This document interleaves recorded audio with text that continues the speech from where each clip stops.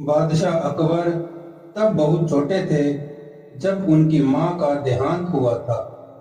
क्योंकि वह बहुत छोटे थे, इसलिए उन्हें मां के दूध की दरकार थी। महल में तब एक दासी रहती थी जिसका शिशु भी दूध मुहा था। वह नन्हे अकबर को दूध पिलाने को राजी हो गई। दासी का वह पुत्र वह अकबर दोनों साथ साथ दासी का दूध पीने लगे।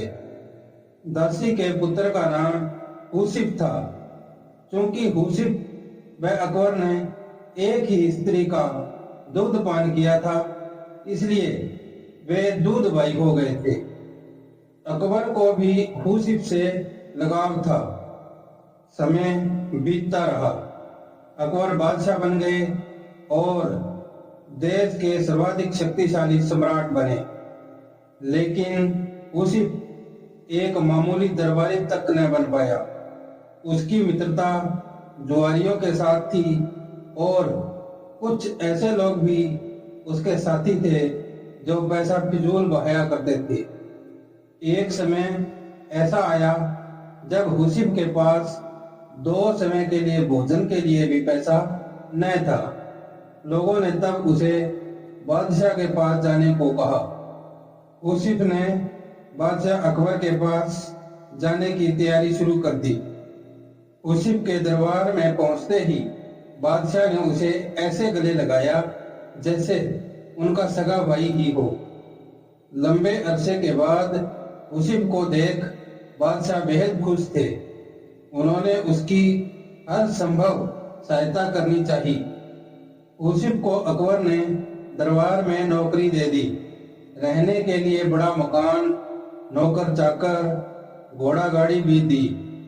निजी खर्च के लिए एक मोटी रकम हर महीने उसको मिलती थी। अब हुसिफ की जिंदगी अमन चैन से गुजर रही थी। उसे किसी चीज की कोई कमी न थी। यदि तुम्हारी कुछ और जरूरतें हों तो बेहिचक कह डालो, सब पूरी हो जाएंगी, बादशाह ने हुसिफ से कहा। तब हुसिफ ने जवाब दिया, आपने अब तक जितना दिया है वह काफी है शाही जीवन बिताने को। बादशाह सलामत, आपने मुझे इज्जत बख्शी, सर उठाकर चलने की हैसियत दी। मुझसे ज्यादा खुश और कौन होगा। मेरे लिए यह फख्र की बात है कि देश का सम्राट मुझे अपना भाई मानता है।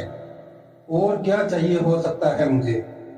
कहते हुए उसने सिर खुजाया। होठों पर एहसान भरी मुस्कान थी, लेकिन लगता था उसे कुछ और भी चाहिए था।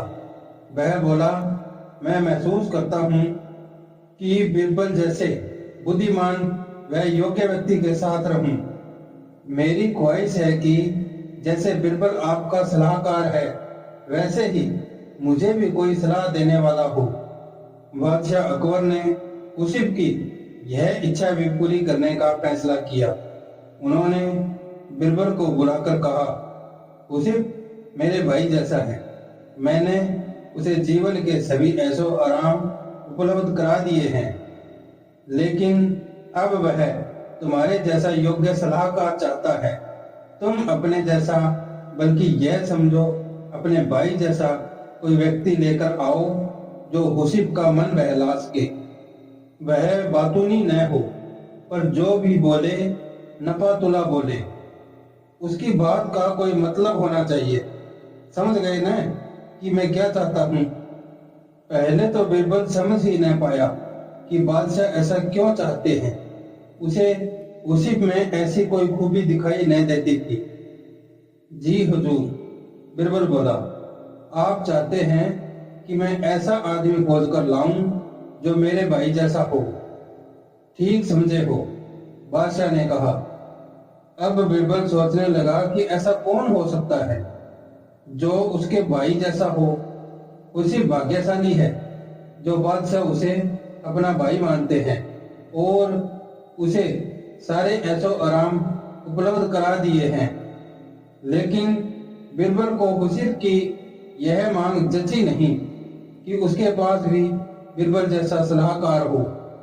बादशाह बेहद सम्मान करते थे बिरबल का, और बिरबल भी बादशाह पर जान छिड़कता था, लेकिन उसी तो इस लायक कतई नहीं था।